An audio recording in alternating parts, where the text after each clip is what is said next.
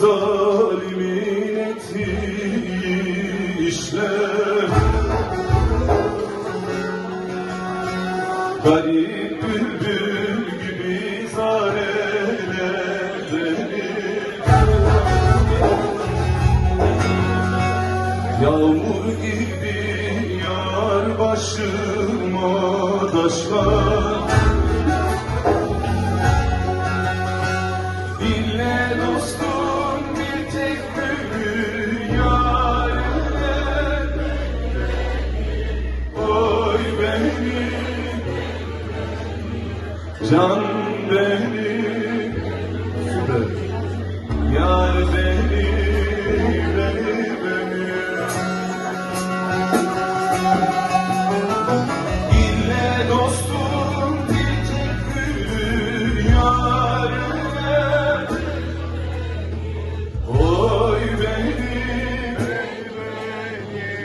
can benim, yar benim, benim.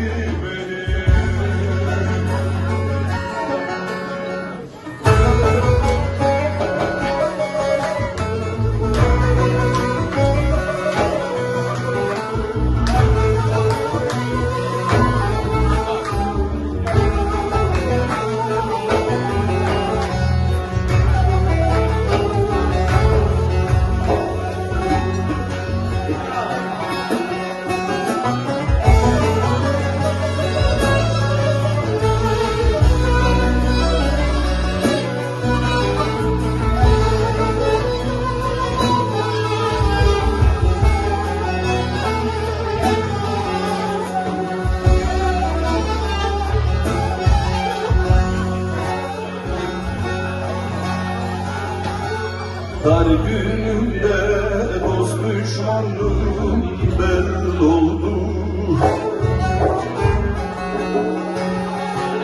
Bir derdim varsa şimdi el oldu. Ecel fermanı boynuma dağıldı. Gerek aslan, gerek buralar benim.